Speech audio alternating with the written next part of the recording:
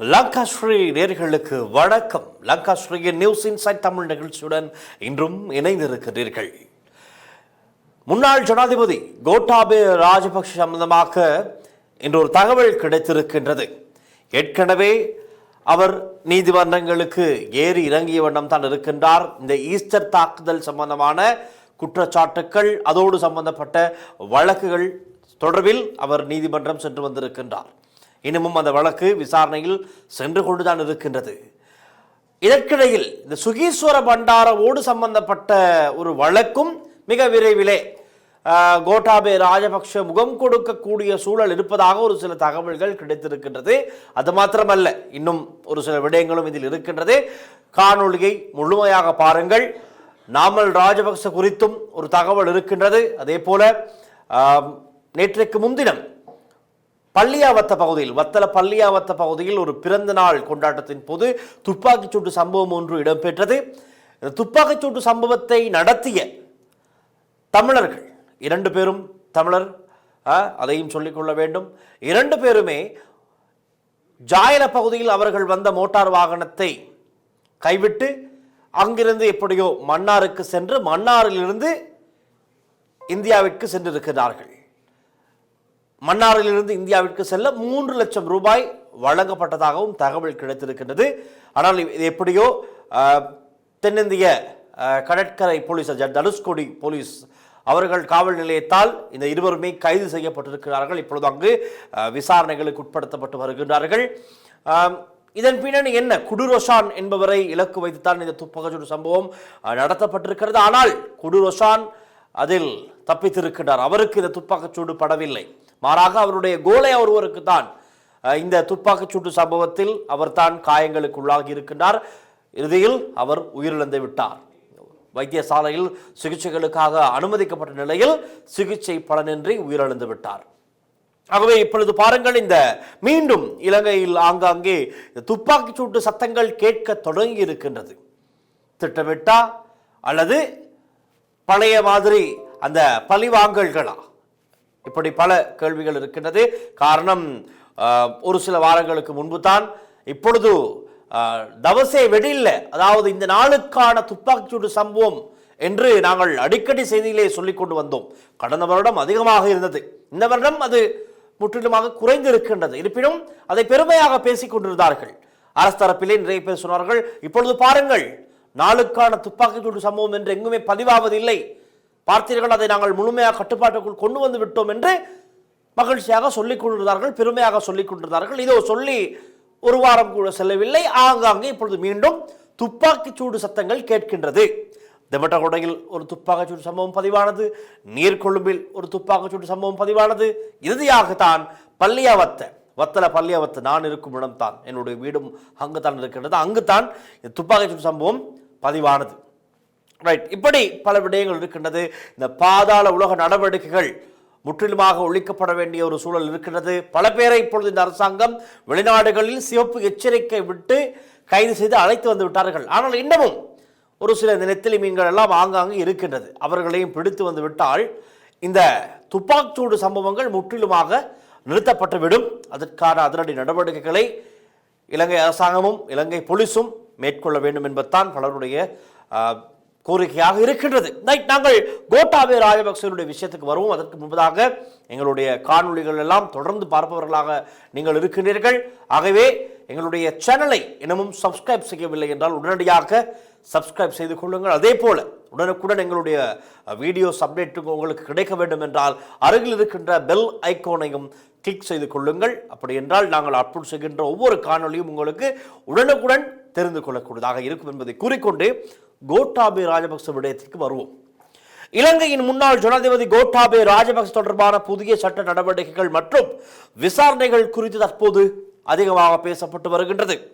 அவருக்கு எதிரான விசாரணைகளில் அவருக்கு நெருக்கமான நபர்களிடமிருந்து தகவல்கள் வெளியாகி வருவதாக சில தரப்புகள் கூறுகின்றனர். அது உண்மையா பொய்யா என்பதை விசாரணைகளுக்கு அடிப்படையில் தான் தெரிந்து கொள்ளக்கூடியதாக இருக்கும். ஆக இப்பொழுது சொல்லப்படுகின்ற விஷயங்கள் என்னவென்று பார்ப்போம். அரசியல் அதிகாரம் இருந்தாலும் சட்டத்தின் முன் அனைவரும் சமம் என்ற கருத்து நாங்கள் தொடர்ந்து முன்வைக்கப்படுகின்ற விடயம். ஆக முன்னாள் ஜனாதிபதியோ முன்னாள் பிரதமரோ யாராக இருந்தாலும் அவர்கள் குற்றம் செய்தவர்களாக இருந்தால், அவர்கள் சட்டவிரோதமாக ஊழல் மோசடிகளில் ஈடுபட்டிருந்தால் நிச்சயமாக இந்த அரசாங்கத்தின் கீழே சட்டத்தின் முன் அனைவருமே சமம் என்ற ஒரு நிலை இப்பொழுது இருக்கின்றது.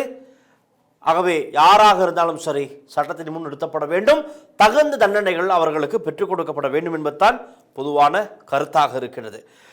கோட்டாபய ராஜபக்ஷவுக்கு எதிராக அவரது சகோதரியின் மகன் மாலக்க சந்திரதாச என்பவர் கொழும்பு மத்திய குற்றப்புலனாய்வு பிரிவில் சிஐடியில் வாக்குமூலம் வழங்கியுள்ளதாக ஒரு சில தகவல்கள் வெளியாகி இருக்கின்றது.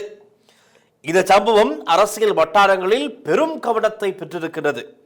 காரணம், கோட்டாபய ராஜபக்சவினுடைய சகோதரியின் மகன் தான் இந்த வாக்குமூலம் ஒன்றை வழங்கியிருப்பதாக ஒரு விசாரணை சென்று கொண்டிருக்கிறது. இந்த விசாரணையில் கோட்டாபய ராஜபக்சவினுடைய சகோதரியின் மகனுடைய பெயரும் வருகின்றது. மகனை அழைத்து வாக்குமூலம் ஒன்றை பெற்றதாகத்தான் இப்போதைக்கு சொல்லப்படுகின்றது. குடும்பத்திற்குள் இருந்த ஒருவரிடமிருந்து விசாரணைக்கு தகவல் கிடைத்துள்ளதாக தான் சொல்லப்படுகின்றது. இந்த விசாரணையின் பின்னணி என்ன என்பது குறித்து பார்க்கலாம். முன்னாள் ஜனாதிபதியின் தனிப்பட்ட செயலாளர் சுகீஸ்வர பண்டார தொடர்பான சம்பவம் குறித்து சிஐடி விசாரணை நடத்தி வருகின்றது. என்ன குற்றச்சாட்டு என்றால், ஒரே கால பகுதியில் 2 அரசு நிறுவனங்களிடமிருந்து சம்பளம் பெற்றதாக கூறப்படும் ஒரு விடயம் கோட்டாபய ராஜபக்ஷ மற்றும் ரணில் விக்ரமசிங்க ஆட்சி காலங்களில் பதவிகள் தொடர்பான விசாரணை இடம்பெறுகிறது. அதாவது அரசியல் நியமனங்கள் இவருக்கு தேவையானதை போல இவருடைய நண்பர்கள், உறவினர்கள், எல்லோருக்கும் இவருடைய குடும்பத்தில் இருப்பவர்களுக்கும் சேர்த்து கோட்டாபய ராஜபக்சனுடைய ஆட்சி காலத்திலே அரசியல் நியமனங்களை பெற்று கொடுத்திருக்கின்றார். அப்படி என்றால் இந்த அரசாங்கத்தின் கீழே இடம்பெறுகின்ற ஒவ்வொரு விடயங்கள், குறிப்பாக கோட்டா கோகம ஆர்ப்பாட்ட களத்திற்கு எதிராக அவர்களை தாக்குவதற்கு கூட இந்த கும்பல் பயன்படுத்தப்பட்டது. இவர்களால் அந்த அரசு நியமனம் வழங்கப்பட்டவர்கள் தான் முன்னின்று செயற்பட்டார்கள். கோட்டாபய ராஜபக்சேங்களுடைய அரசாங்கத்துக்கு எதிராக இவர்கள் இப்படியான ஆர்ப்பாட்டங்களை செய்து இந்த அரசாங்கத்தை வீழ்த்த நினைக்கின்றார்கள். இவர்களுக்கு இடம் கொடுக்கக்கூடாது, அதை எப்படியெல்லாம் தடுக்க முடியுமோ நாங்கள் தடுப்போம் என்று பல திட்டங்கள் அப்போது போடப்பட்டிருக்கின்றது. இன்னும் ஒரு விடயம் இருக்கின்றது. நேற்றைக்கு முன்தினம் கூட நாட்டு நடப்பு நிகழ்ச்சியில் நான் குறிப்பிட்டிருந்தேன். நம்ப தகுந்த வட்டாரங்களில் இருந்து கிடைத்த ஒரு செய்திதான், சுகீஸ்வர பண்டார கோட்டாபய ராஜபக்சனுடைய ஆட்சி காலத்திலே அடிக்கடி சீனாவிற்கு சென்று வந்திருக்கின்றார். யாருடைய பணத்தில் என்பதுதான் இப்பொழுது கேள்வி. காரணம், இவர் பாருங்கள், சம்பளமே 2 சம்பளம் பெற்றிருக்கின்றார். அரச ஒரு உத்தியோகம் என்றுதான் சொல்லப்படுகின்றது. காரணம், அவருடைய செயலாளர் தானே, செயலராக இருந்தால் அது ஒரு அரசு உத்தியோகம். அப்படி இருந்து கொண்டு 2 துறைகளுக்கு 2 திணைக்களங்களுக்குள்ளே சம்பளத்தை பெற்றிருக்கின்றார். அது மாத்திரமல்லாமல் சீனாவிற்கு அடிக்கடி சென்று வந்திருக்கின்றார். காரணம், அவருடைய சகோதரர் ஒருவர் சீனாவிலே உயர்ஸ்தானிகர் ஆலயத்திலே முக்கிய ஒரு பதவியில் இருப்பதாக சொல்லப்படுகின்றது. அவருடைய உதவியின் மூலமாகவும் அல்லது ஏதோ ஒரு கிசுகிசு இருக்கின்றது, அது சம்பந்தமாகவும் சற்று விசாரிப்பது நல்லது. காரணம், அவரும் ரணில் விக்ரமசிங்க 166 லட்சம் பயன்படுத்தினார், மக்கள் பணத்தை பயன்படுத்தி அவருடைய தனிப்பட்ட விஜயம் ஒன்றை மேற்கொண்டதற்கு தான் இப்பொழுது அவர் வழக்கு விசாரணைகளுக்கு நீதிமன்றங்களில் ஏறி இறங்கி கொண்டு இருக்கின்றார். அதே போல இந்த சுகீஸ்வர பண்டாரமும் ஒரு விதமான தகவல்கள் இருக்கின்றது, அது சம்பந்தமாகவும் தேடி பாருங்கள். காரணம், நம்ப தகுந்த வட்டாரங்களில் இருந்து கிடைத்த தகவல் தான் இது. ஆகவே சம்பள விவகாரம் தொடர்பான சர்ச்சை தான் பெரிதாக பிரதானமாக பேசப்படுகின்றது. விசாரணையில் கோட்டாபய ராஜபக்ஷ 2 விதமான விளக்கங்களை வழங்கியதாக குற்றச்சாட்டுகள் முன்வைக்கப்படுகின்றன. சுகீஸ்வர பண்டாரவிடம் விசாரணை செய்யும் போது சுகீஸ்வர பண்டார ஒரு கதையும், இது சம்பந்தமாக கோட்டாபய ராஜபக்சவிடம் கேட்டபோது கோட்டாபய ராஜபக்ச ஒரு விடயத்தையும் சொல்லி இருக்கின்றார். ஆகவே 2ம் முரண்பட்ட வாக்குமூலமாக இருக்கின்றது. இது ஒரு கதை, இது ஒரு கதை. ஏ ஆகத்தான் இருக்க வேண்டும், ஏ பி ஆக இருந்தால் பிரச்சனை. இது ஏ பி ஆக இருக்கின்றது, இது ஏ இது பி. அப்படி ஆக இதன் விளக்கம் என்னவென்றால், சுகீஸ்வர பண்டார தனது தனிப்பட்ட செயலாளராக இருந்தார், அதற்கான சம்பளம் வழங்கப்பட்டது என்று தான் கோட்டா தரப்பு சொல்கின்றது. 2வது விளக்கம் என்னவென்றால், அந்த சம்பளம் சுகீஸ்வர பண்டாரவுக்கு அல்ல, அது தனது மற்றொரு செயலாளரான மாலக்க சந்திரதாச பெற்றதாக கூறியதாகத்தான் சொல்லப்படுகின்றது. 2 சம்பளம், ஒன்று சுகீஸ்வரவுக்கும் இன்னொன்று மாலக்க சந்திரதாச என்பவருக்கும் கொடுக்கப்பட்டது, அதாவது சகோதரியின் மகனுக்கு கொடுக்கப்பட்டதாக சொல்லப்படுகின்றது. மாலக்க சந்திரதாச இது தொடர்பில் வழங்கிய வாக்குமூலம் என்ன என்பது குறித்து நாங்கள் பார்த்தோமானால், மாலக்க சந்திரதாச சிஐடி முன் வழங்கியதாக கூறப்படும் தகவல்களில் தான் கோட்டாபய ராஜபக்ஷவின் அரசியல் அலுவலகத்தில் பணியாற்றவில்லை, எந்த சம்பளமும் கொடுப்பனவும் அல்லது வாகன வசதியும் பெற்றதில்லை, தனக்கு வழங்கப்பட்டதாக கூறப்படும் விளக்கம் உண்மையல்ல என கூறியதாக சொல்லப்படுகின்றது. ஆக சுகீஸ்வர பண்டாரவினுடைய இந்த குற்றச்சாட்டுகள் சுமத்தப்பட்டிருக்கின்றது. அந்த வழக்கிலிருந்து தப்பிப்பதற்கு இந்த மாலக்க சந்திரதாசனுடைய பெயர் இதிலே கொண்டு வரப்பட்டதா என்ற ஒரு கேள்வி எழுந்திருக்கின்றது. அல்லது இவர் உண்மையாகவே இதில் வேலை செய்து இவர் போய் என்ற ஒரு கேள்வியும் இருக்கின்றது. ஆகவே அது ஆழமான உண்மையான தீர்க்கமான விசாரணையில் தான் அந்த உண்மை தன்மைகள் முடிவுகள் வெளியாகும். ஆக மாலக்க சந்திரதாச இப்படி சொல்லியிருக்கின்றார், நான் இதில் வேலை செய்யவும் இல்லை, சம்பளம் பெறவும் இல்லை, எனக்கும் இதற்கும் தொடர்பில்லை என்பதை போல அவருடைய வாக்கு மூலம் அமைந்திருக்கின்றது. இதில் இருக்கின்ற சட்ட சிக்கல்கள் என்னவென்றால், இந்த முரண்பட்ட தகவல்கள் காரணமாக மேலதிக விசாரணைகள் இடம்பெறலாம் எனத்தான் சொல்லப்படுகின்றது. பொது சொத்து சட்டத்தின் கீழ் விசாரணை நடைபெறுவதாக தெரிவிக்கப்படுகின்றது. ரணில் விக்ரமசிங்கவுக்கு என்ன வழக்கு போடப்பட்டதோ அதே வழக்கு தான் இப்பொழுது அதன் அடிப்படையில் தான் இது சம்பந்தமான விசாரணைகளும் இடம்பெறப் போகின்றது. அரச நிதி தவறாக பயன்படுத்தப்பட்டதா என்பது விசாரணையின் முக்கிய அம்சமாக உள்ளது. நான் சொன்னதைப் போல அப்படித்தான் அமையப் போகின்றது. சுகீஸ்வர பண்டார சம்பளம் தொடர்பான பிரச்சனைகள் நாங்கள் தொடர்ந்தும் பேசி வருகின்றோம். இதன் தகவல்களை நாங்கள் உங்களுக்கு வெளிப்படுத்தி வருகின்றோம். இதில் கோட்டாபய ராஜபக்ஷவின் தனிப்பட்ட செயலாளராக இருந்த காலத்தில் மாத சம்பளம் பெற்றதாக கூறப்படுகின்றது. அதே நேரத்தில் ரணில் விக்ரமசிங்க தலைமையிலான அரசில் மற்றொரு பதவியில் சம்பளம் பெற்றதாக குற்றச்சாட்டு முன்வைக்கப்படுகின்றது. அப்படி இரண்டு பக்கமும் இவர் கேமாடி இருக்கின்றார். குறிப்பிடப்பட்டுள்ள நிதி தொகைகள் சம்பந்தமாகவும் ஒரு சில விவரங்கள் கிடைத்திருக்கின்றது, அதையும் நான் சொல்கின்றேன். மொத்தமாக சுமார் 6 கோடி ரூபாய்க்கும் அதிகமான தொகை சம்பளமாக பெற்றதாக குற்றச்சாட்டு முன்வைக்கப்பட்டிருக்கின்றது. பாருங்கள், 6 கோடி. இவரெல்லாம் என்னத்தை செய்து கிழித்தார் என்று சமூக வலைதளங்களிலே பலரும் கேள்வி எழுப்பி இருக்கின்றார்கள். எத்தனையோ பேர் அரசு தொழில் பெற்றுக்கொள்ள வேண்டும் என்ற ஏக்கத்தோடு, கனவுகளோடு, லட்சியத்தோடு பாடசாலை சென்று படித்து, கல்லூரி சென்று படித்து, பல்கலைக்கழகம் சென்று படித்து, இப்படி பல ஆசைகளோடு எப்படியாவது நாம் ஒரு அரச நியமனம் பெற்றுக்கொள்ள வேண்டும், முறையாக படித்து பட்டம் பெற்று நாங்கள் பெற்றுக்கொள்ள வேண்டும் என்ற அந்த துடிப்புடன் இருக்கின்ற எத்தனையோ இளைஞர்கள் வீதிகளில் இறங்கி போராடி கொண்டிருக்கும் போது பாருங்கள் எப்படியான நியமனங்கள் இவர்களுக்கு வழங்கப்பட்டிருக்கின்றது என்று. இதுதான் அரசியல் ரீதியாக அதிகாரங்களை கையில் வைத்துக் கொண்டு பதவிகளை துஷ்பிரயோகம் செய்திருக்கின்றார்கள் இந்த ராஜபக்ஷ தரப்பினர் என்று பயப்படாமல் சொல்ல முடியும். இவர்கள் இதைத்தான் செய்திருக்கிறார்கள். இது இவர்கள் மாத்திரமல்ல, ராஜபக்சர்களுடைய ஆட்சியில் இருந்த இணைய அமைச்சர்கள், பிரதி அமைச்சர்கள், கேபினட் அமைச்சர்கள், பார்லிமெண்ட் உறுப்பினர்கள் என்று பலரும் இந்த அநியாயத்தை தான் செய்திருக்கின்றார்கள். இதன் காரணமாகத்தான் 2022 இந்த நாடு வீழ்ந்தது. அதுகள பாதளத்தில் வீழ்ந்ததற்கான காரணம் இப்படியான மோசடிகள் தான். பாருங்கள், சுகீஸ்வர பண்டாரனுடைய சம்பளம் மாத்திரம் 6 கோடி ரூபாய்க்கு அன்னளவாக பெறப்பட்டதாகத்தான் சொல்லப்படுகின்றது. அது இன்னமும் உறுதிப்படுத்தப்படவில்லை, ஆனால் அந்த அளவு பெறப்பட்டதாக சொல்லப்படுகின்றது. பெரிய அநியாயம், இதெல்லாம் அக்கிரமம். ஆகவே இப்பொழுது இதெல்லாம் இந்த விசாரணைகளை முன்னெடுத்த போதுதான் சுகீஸ்வர பண்டார அவருடைய கோலையாக்களையும் ஆட்களையும் கூட்டிக் கொண்டு அமைச்சருடைய வீடுகளுக்கு முன்னால் சென்று எதிர்பார்ப்பாட்டம் செய்து இறுதியில் சாணி அடி வாங்கினார். சாணி அடி, சாணி அல்ல. தொடர்ந்து அவர் வெளியே இருந்திருந்தால் வெவ்வேறு அடிகளை வாங்கி இருப்பார். நல்ல நேரம் இப்பொழுது உள்ளே பாதுகாப்பாக இருக்கின்றார்.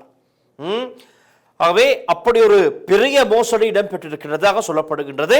அதே போல 134 ஊழியர்களை நியமிக்க 17.69 கோடி செலவு செய்யப்பட்டதாக கூறப்படுகின்றது. பார்த்துக் கொள்ளுங்கள், அவரே சம்பந்தமே இல்லாத ஒரு அரசியல் நியமனம் அவருக்கு வழங்கப்பட்டிருக்கின்றது. ஆனால் அவருக்கு கீழே 134 ஊழியர்களை நியமிக்க 17.69 கோடி செலவு செய்யப்பட்டிருக்கிறது. ஏதோ சுகீஸ்வர பண்டாரவினுடைய அப்பா தாத்தா காலத்து சொத்துக்கள் என்பதை போலத்தான் இவர் செயற்பட்டிருக்கிறார் என்பது இந்த கருத்திலிருந்து உங்களுக்கு விளங்கிக் கொள்ளக்கூடியதாக இருக்கும். பார்த்துக் கொள்ளுங்கள், இந்த நாடு வங்குரோத்தடைய யார் காரணம் என்பதை இப்படியான சம்பவங்களில் இருந்து எங்களுக்கு தெளிவாக தெரிந்து கொள்ளக்கூடியதாக இருக்கின்றது. நானும் நீங்களும் எரிபொருளுக்காக வரிசையில் நின்றோம், நானும் நீங்களும் சிலிண்டருக்காக வரிசையில் நின்றோம், நானும் நீங்களும் அரிசிக்காக வரிசையில் நின்றோம், எங்களுடைய நாளாந்த தேவைகளுக்காக வரிசையில் நின்றோம். வரிசைகளில் அடித்துக் கொண்டார்கள். சிலர் மாரடைப்பு வந்து இறந்து போனார்கள். வீடுகளில் பிரச்சனை, பிள்ளை பார்த்து கொண்டு இருக்கின்றது. ஒரு தேநீர் குடிப்பதற்கு, ஒரு பால் குடிப்பதற்கு தந்தை எப்பொழுது வருவார் என்று தந்தை அங்கு வரிசையில் இருக்கின்றார். இப்படியான ஒரு நிலைமையை உருவாக்க இந்த கொள்ள கூட்டம் தான் காரணம் என்பதை இப்படியான சம்பவங்கள் எங்களுக்கு கூறக்கூடியதாக இருக்கின்றது. இது ஒரு கள்ள கூட்டம். அந்த கூட்டத்திற்கு தான் இன்றும் பல பேர் சொம்பு தூக்கி கொண்டிருக்கிறார்கள். அதுதான் அநியாயம், அக்கிரமம். இன்னமும் எங்களுடைய ராஜபக்ஷக்கள் தான் இந்த நாட்டை சரியாக வழிநடத்துவார்கள் என்று 2029 இந்த நரி, கீரி, பாம்பு எல்லாம் ஒன்றாக சேர்ந்து இப்பொழுது சூழ்ச்சி செய்கின்றார்கள். அரசாங்கத்தை வீட்டுக்கு அனுப்ப வேண்டும், இந்த அரசாங்கத்தை வீட்டுக்கு அனுப்பிவிட்டு நாங்கள் ஆட்சி அதிகாரத்தை பிடித்துவிட்டு எங்களுக்கு மேல் இருக்கின்ற இந்த வழக்கெல்லாம் இல்லாமல் செய்துவிட்டு இந்த அரசாங்கத்தில் இருப்பவர்களை உள்ளே அனுப்புவதற்கு திட்டம். நேற்று ஒருவர் குறிப்பிடுகின்றார், ராமநாதன் அர்ச்சுனா. அவர் குறிப்பிடுகின்றார், நீதியமைச்சர் அரசன் நாணயக்காரவை 20-30 வருடங்களுக்கு உள்ளே அனுப்புவதற்கு அவருடைய அரசாங்கம் ஒன்று வந்ததும், அவருக்கு என்ன அரசாங்கம் என்று எனக்கு தெரியவில்லை. அவருக்கு என்ன அரசாங்கம் என்று எனக்கு தெரியவில்லை. அவருக்கு நிச்சயமாக நாமல் ராஜபக்ச அரசாங்கத்தில் தான் அவருக்கு ஒரு முக்கிய பதவி கிடைக்கும். காரணம், அவர் அவரோடு செயற்படுவர் தானே. அது நேரடியாக அவர்கள் எல்லாம் ஒரு அணி, ஒரு கூட்டணி என்பதால் நிச்சயமாக நாமல் ராஜபக்ச அவருடைய கனவு அரசாங்கத்திலே இவருக்கு ஒரு பதவி கொடுக்கப்படும். அதில் எந்த விதமான சந்தேகங்களும் இல்லை. அப்படி கொடுக்கும் போது அவர் சொல்கின்றார், தற்போதைய நீதி அமைச்சரை 30 பேரை கொன்றமைக்காக, நீர்கொழும்பு சிறைச்சாலை விவகாரத்தை வைத்து கொண்டதற்காக இவரை சிறையில் அடைப்பாராம் அவருடைய அரசாங்கத்தில். பார்த்துக் கொள்ளுங்கள் எப்படியான கதை என்று. சாமர சம்பத்தும் இதே கதையை ஒரு மேடையிலே சொல்லியிருந்தார். செய்வதையெல்லாம் செய்யுங்கள், எங்களுடைய அரசாங்கத்தில் நாங்கள் பார்த்துக் கொள்கின்றோம், எல்லோரும் நிச்சயமாக நாங்கள் உள்ளே அனுப்புவோம் என்று அந்த பழிவாங்கும் நடவடிக்கைகளை ஆட்சி அதிகாரத்தில் இல்லாத இப்போதே இவர்கள் சொல்ல ஆரம்பித்து விட்டார்கள். பார்த்துக் கொள்ளுங்கள் எப்படியான அரசியல்வாதிகள் இந்த நாட்டிலே அரசியல் பேசியும் அரசியல் செய்து கொண்டும் இருக்கின்றார்கள். மக்கள் சிந்திக்க வேண்டும். மக்கள் பாரிய தவறு செய்திருக்கிறார்கள். இறுதியாக நடந்த இந்த பாராளுமன்ற தேர்தலிலே பாரிய தவறுகள் நடந்திருக்கின்றது. இப்படியான சூழ்ச்சிக்காரர்கள், கொள்ளை கூட்டங்களை மீண்டும் மீண்டும் நிறைய பேர் சுத்தப்படுத்தப்பட்டார்கள். நிச்சயமாக அது நடந்திருக்கிறது. ஒரு சிரமதானம் நடந்திருக்கிறது பார்லிமெண்ட் தேர்தலில், அது நிச்சயமாக சொல்லியாக வேண்டும். பழைய கல்லர்கள் பாதி அளவிலே குறைந்து விட்டார்கள். ஆனாலும் 1-2 ஆங்காங்கே மிஸ் ஆகி உள்ளே வந்து இருக்கின்றது. அவர்களையும் சுத்தப்படுத்த வேண்டியது இனி மக்களுடைய கையில் தான் இருக்கிறது. ரைட், நான் நிச்சயமாக ஆவேசப்பட்டு பேசினால் இந்த நிகழ்ச்சியை நிப்பாட்டி விட்டு தொடர்ந்து நான் பேசிக்கொண்டிருப்பேன். அவ்வளவு கோபதாபங்கள் என் மீது இருக்கின்றது. காரணம் எனக்குள் இருக்கின்றது. காரணம், நாங்கள் பட்ட வேதனை, துன்பங்கள் அப்படி கொஞ்ச நஞ்சம் அல்ல. ரைட், நாங்கள் நிகழ்ச்சிக்குள் வருவோம், நிகழ்ச்சி சம்பந்தமாக பேசுவோம். ஆக அது மாத்திரமல்ல, இன்னும் ஒரு விடயம் இருக்கின்றது. வாகனங்கள், எரிபொருள் பராமரிப்பு மற்றும் பிற செலவுகள் உட்பட சுமார் 20 கோடி ரூபாய்க்கும் அதிகமான அரசு நிதி பயன்படுத்தப்பட்டதாக தெரிவிக்கப்படுகின்றது. பாருங்கள், ஏற்கனவே 134 ஊழியர்களை நியமிக்க 17.69 கோடி செலவு செய்யப்பட்டதாக சொல்லப்படுகின்ற அதே நேரத்தில் வாகனங்கள், எரிபொருள் பராமரிப்பு மற்றும் பிற செலவுகள் உட்பட சுமார் 20 கோடி ரூபாய்க்கும் அதிகமான அரசு நிதி பயன்படுத்தப்பட்டதாக தெரிவிக்கப்படுகின்றது. மிலிந்த ராஜபக்ச என்பவர் சொல்லியிருந்தார், இன்றும் நாமல் ராஜபக்சவை 2029 ஜனாதிபதியாக்குவதற்கு மும்முரமாக செயற்படுகின்ற ஒருவர் அந்த இராஜோடு சேர்ந்து நிகழ்ச்சியெல்லாம் செய்வார். அவர் சொல்கிறார், ராஜபக்ஷ காலத்தில் நாங்கள் வீடுகள் எல்லாம் கட்டிக்கொண்டு நன்றாக சாப்பிட்டு உண்டு குடித்து மகிழ்ச்சியாக இருந்தோம். ஆம், உண்மைத்தான், இதோ தெரிகிறது. நீங்கள் வீடுகள் எல்லாம் கட்டிக்கொண்டு உண்டு குடித்து மகிழ்ந்த இதெல்லாம் எப்படி, அதன் பின்னணி என்ன என்பது இதோ இப்படியான சம்பவங்களிலே தெரிகிறது. ராஜபக்ஷக்களுக்கு சொம்பு தூக்குபவர்கள், ஜால்ரா அடிப்பவர்களுக்கு மாத்திரம் ராஜபக்ச மக்கள் பணத்தை பயன்படுத்தி அப்படி அள்ளி வீசி இருக்கின்றார். அந்த ஆட்சி காலத்தில் அதுதான் நடந்திருக்கின்றது, வேறொன்றும் இல்லை. நீங்கள் உழைத்து சாப்பிடவில்லை. மக்களுடைய பணம் நீங்கள் அடித்த ஜால்ராவுக்கும் நீங்கள் தூக்கிய செம்புக்கும் சேர்த்து இப்படி பணம் கொடுக்கப்பட்டிருக்கின்றது. அதுதானே தவிர மற்றபடி நீங்கள் யாரும் உழைத்து பெரியாளாகவில்லை என்பதையும் சொல்லிக்கொள்ளக்கூடியதாக இருக்கும். ரைட், இந்த நிலையில் ரணில் விக்ரமசிங்க மற்றும் சமன் ஏக்கநாயக்க தொடர்பு பற்றி சொல்லப்படுகின்றது. இந்த சுகீஸ்வர பண்டாரம் மற்றும் இந்த நியமனம், இந்த செலவுகள் சம்பந்தமாக அதையும் நாங்கள் பார்ப்போம்.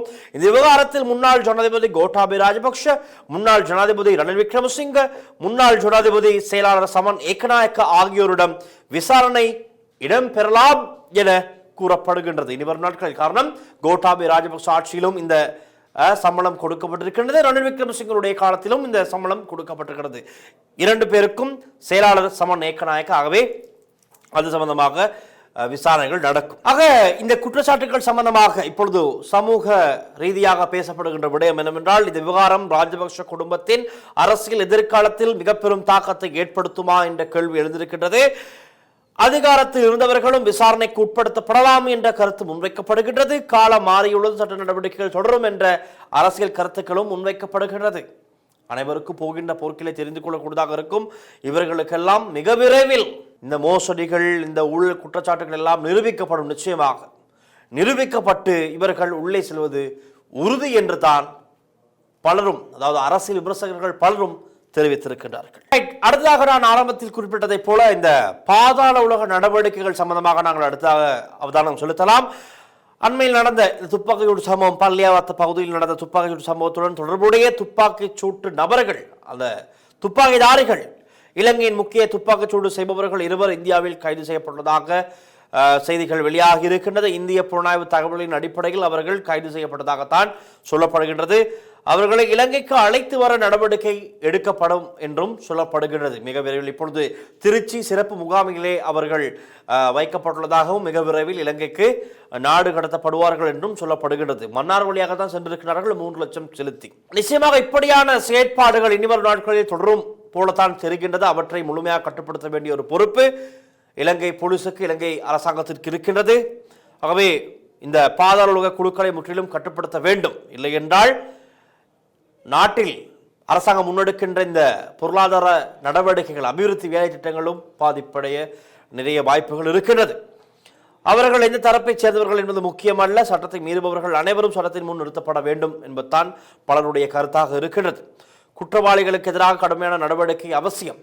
இல்லை என்றால் மீண்டும் மீண்டும் இந்த நாட்டிலே குற்றங்கள் தொடர்ந்து கொண்டு தான் இருக்கும். இந்த நிலையில் இன்னும் ஒரு தகவல் இருக்கின்றது. அது எப்படியான உறுதிப்படுத்தக்கூடிய தகவல் என்று தெரியவில்லை. இருந்தாலும் சமூக வட்டத்திலே பேசப்படுகின்ற மற்றொரு விடயமாகத்தான் இருக்கின்றது. நாமல் ராஜபக்சவுக்கு ஒரு எச்சரிக்கை இருப்பதாகவும் சொல்லப்படுகின்றது. இது இவர்கள் திட்டமிட்டதை, இந்த கதையை வெளியே போட்டிருக்கிறார்களா அல்லது உண்மையா பொய்யா என்பது குறித்து எம்மால் எதுவும் கூற முடியாது. இப்படி ஒரு தகவல் இருப்பதை நாங்கள் உங்களுக்கு சொல்கின்றோம். நாமல் ராஜபக்ஷ நாடாளுமன்ற உறுப்பினருக்கு பாதாள உலகத்தின் மூலம் தாக்குதல் நடத்த திட்டம் இருப்பதாக தகவல் கிடைத்துள்ளதாக சொல்லப்படுகின்றது. நகைச்சுவைத்தான். இருந்தாலும் சம்பத் மணம்பிரி என்பவர்கள் எல்லாம் யார்? பாதாள உலக நடவடிக்கைகளோடு தொடர்பில் இருந்தவர்கள், போதைப் பொருள் கடத்தலில் தொடர்பில் இருந்தவர்கள், கஜா உட்பட இன்னும் பலர், அமரே, இப்படி பலர் பாதாள உலகத்தில் முன்னிலையில் நின்றவர்கள், டான் என்று தான் அவர்கள் எல்லாம் சொல்லப்படுகின்றார்கள். அப்படியானவர்கள் எல்லாம் யாரோடு நெருக்கமாக செயற்பட்டார்கள்? ராஜபக்சங்களோடு. ஆனால் இன்று அவர்கள் வாய் திறந்து உண்மைகளை வெளியே சொல்ல முற்பட்ட போது கஜாவெல்லாம் கொல்லப்பட்டு விட்டார். ரைட், அதுவும் சொல்லிக்கொள்ள வேண்டும். அப்படியும் ஒரு நாட்கள் இருக்கின்றது, கதை இருக்கின்றது. ஆனால் இப்பொழுது சொல்லப்படுகின்ற விடயம் என்றால், நாமல் ராஜபக்சவுக்கு ஒரு எச்சரிக்கை இருப்பதாக இப்படியான ஒரு கதை இருக்கின்றது. அவர் எந்த அரசியல் கட்சியாக இருந்தாலும், என்ன இருந்தாலும் ஒரு பார்லிமெண்ட் உறுப்பினர், அவருக்கு இனி பாதுகாப்பு வழங்கப்பட வேண்டும். அதில் எந்த மாற்று கருத்தும் இல்லை. அதுதான் சொல்லக்கூடியதாக இருக்கும். ஆகவே ஏனென்றால் அவருக்கு ஏதாவது நடந்தால் அதுவும் ஒரு பெரிய கருப்பு புள்ளியாக விடும், ஒரு கருப்பு பிளாக் பாயிண்டாக விடும், பிளாக் மார்க்காக விடும் இந்த அரசாங்கத்திற்கு. ஆக அதை சற்று கவனத்தில் எடுக்க வேண்டியது சிறந்தது. ஆகவே இந்த அண்டர்வேர்ல்டு ஆக்டிவிட்டீஸ், பாதாள உலக நடவடிக்கைகளை முற்றாக ஒழிக்கப்பட வேண்டியது இந்த அரசாங்கத்தின் மிக முக்கியமான ஒரு வேலை திட்டமாக இருக்கின்றது. அதை நிச்சயமாக செய்ய வேண்டும்.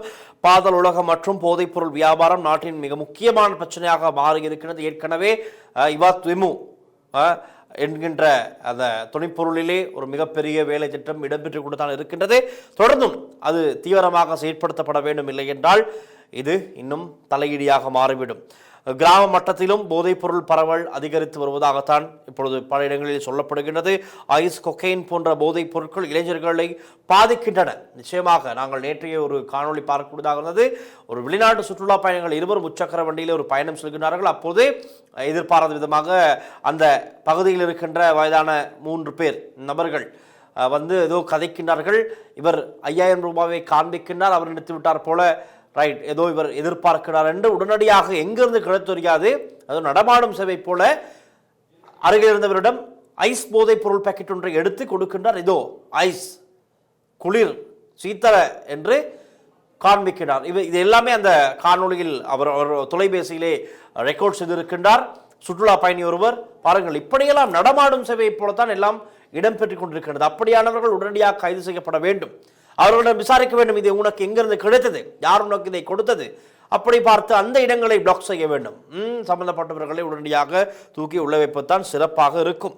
போதைப் பொருள் பயன்படுத்துபவர்களை மட்டும் கைது செய்வது போதாது, அவர்களுக்கு இந்த போதைப் பொருளை கொடுப்பவர்களும் கைது செய்யப்பட வேண்டும் என்பதுதான் பலருடைய கோரிக்கையாக இருக்கின்றது. இந்த ஃபுல் நெட்வொர்க்கையும் முடிக்க வேண்டும் என்பதுதான் பிரதான விடயம். ஆகவே நாட்டில் நல்லது இடம்பெற வேண்டும் என்றால் நாட்டு மக்களுடைய ஒத்துழைப்பும் கட்டாயம் அவசியம். இந்த போதைப் பொருள் மற்றும் பாதாள நடவடிக்கைகள் சம்பந்தமான உங்களுக்கு தெரிந்த விவரங்களை நீங்கள் போலீசாருக்கு தெரிவித்து அதனோடு சம்பந்தப்பட்டவர்களுக்கு எதிராக சட்ட நடவடிக்கை எடுக்க நீங்களும் உதவி செய்ய வேண்டும். அப்படி என்றால் தான் உங்கள் வீட்டில் வளர்க்கின்ற நீங்கள் உங்களுடைய பிள்ளைகளை, அவருடைய எதிர்காலத்தை காப்பாற்றிக் கொள்ள முடியும் என்பதை கூறிக்கொள்கின்றோம்.